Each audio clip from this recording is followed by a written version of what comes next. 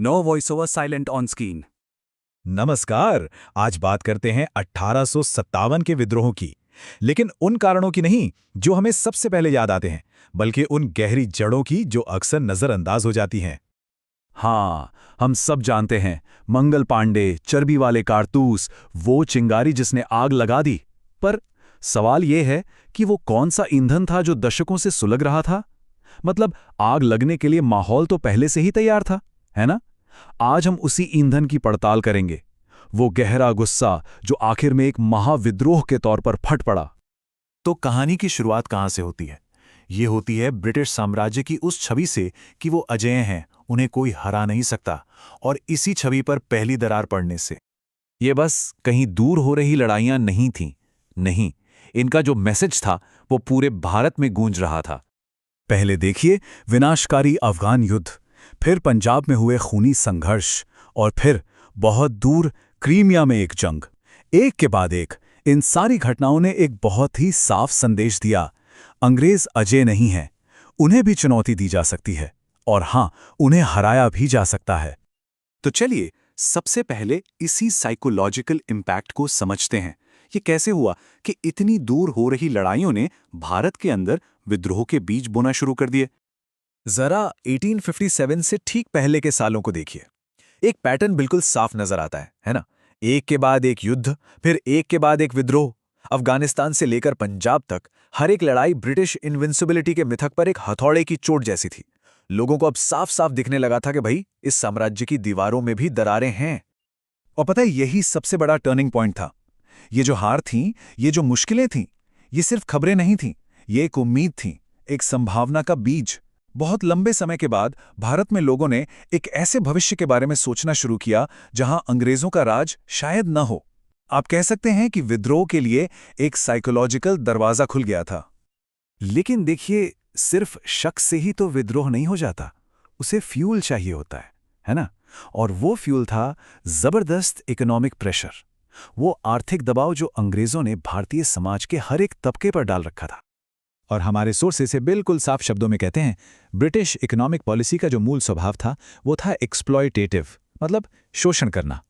ये कोई साथ मिलकर विकास करने वाली पॉलिसी नहीं थी। नहीं, इसका एक ही मकसद था, भारत से ज्यादा दौलत कैसे निचोड़ी जाए। और इसके लिए निशाना बनाया गया भारतीय अर्थव्यवस्था के दिल को, यानी यहाँ की खेती और यहाँ के उद्योग को। अब इस पूरी तबाही के पीछे अंग्रेजों के दो मुख्य हथियार थे। पहला, लगान, यानी रेवेन्यू की इतनी ज्यादा मांग कि किसान सचमुच बर्बाद हो गए। और दूसरा, एक ऐसी फ्री ट्रेड पॉलिसी जो नाम के लिए तो फ्री थी, पर असल में सिर्फ अंग्रेजों के लिए फ्री थी।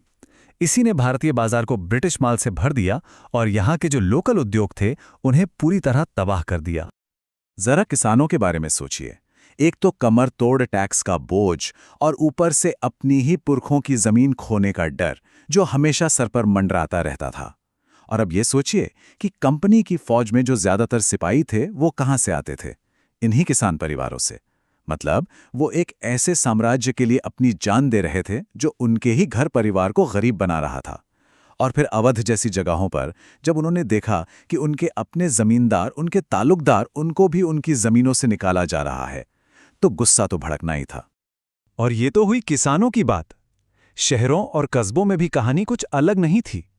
फ्री ट्रेड का सीधा सीधा मतलब था कि ब्रिटेन की मिलों से बना सस्ता कपड़ा बाजार में भर गया। नतीजा क्या हुआ? भारत के वो बुनकर, वो कारीगर जिनका हुनर पीढ़ियों से चला आ रहा था, वो रातों रात बेरोजगार हो गए। तो इसमें कोई अवाक होने वाली बात नहीं है कि ये लोग विद्रोह के सबसे बड़े समर्थकों में से थे।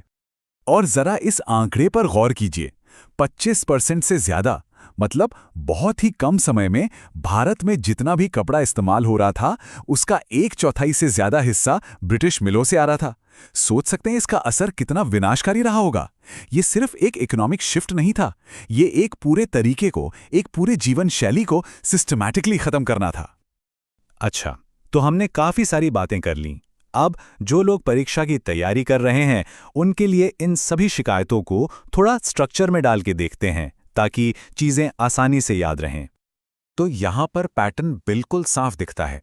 चाहे किसान हो जो नामुमकिन लगान की मांगों से परेशान था, या फिर जमींदार हो जिससे उसके अधिकार छीन लिए गए थे, या फिर वो कारीगर जो मशीनों का मुकाबला नहीं कर पा रहा था, सबकी तकलीफ की जड़ एक ही थी, एक खास ब्रिटिश पॉलिसी। कोई भी इसके असर से बच नहीं पाया। तो जब इन सारी कड़ियों को एक साथ जोड़कर देखते हैं तो आखिरकार तस्वीर क्या बनती है? देखिए, ये विद्रोह कोई अचानक हुई घटना नहीं थी। ये एक चेन रिएक्शन था। स्टेप 1, मनोवैज्ञानिक दरारें पड़ी जब लोगों को यह एहसास हुआ कि अंग्रेज भी कमजोर पड़ सकते हैं। स्टेप 2, आर्थिक मुश्किलों की जो सुलगती चिंगारी थी वो एक भयानक आग में बदल गई। और आखिर में इसी दबाव ने समाज के हर तबके को, चाहे वो किसान हो, जमींदार हो या कारीगर, सबको एक कॉमन कॉज के लिए एक साथ खड़ा कर दिया। और सच कहें तो यही सबसे बड़ा टेक अवे है।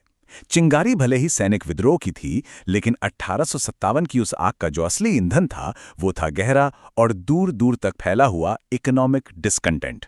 ये सिर्फ कुछ सिपाहियों का गुस्सा नहीं था, नहीं, ये एक पूरे समाज की दर्द भरी चीख थी जिसे बर्बादी की कगार पर लाकर खड़ा कर दिया गया था। ये विश्लेषण आप तक पहुंचाया है लॉजिक लैडर इंस्टीट्यूट की टीम में। अगर ये विश्लेषण काम का लगा हो तो ऐसे ही और कंटेंट के लिए हमारे साथ जरूर जुड़ें। और जाते जाते एक सवाल आपके लिए छोड़ जाते हैं, सोचिएगा जरूर, इतने गहरे साइकोलॉजिकल और इकोनॉमिक कारणों के साथ क्या 1857 का ये महाविद्रोह होना तय था? क्या ये इनएविटेबल था, या फिर इतिहास का रुख कुछ और भी हो सकता था?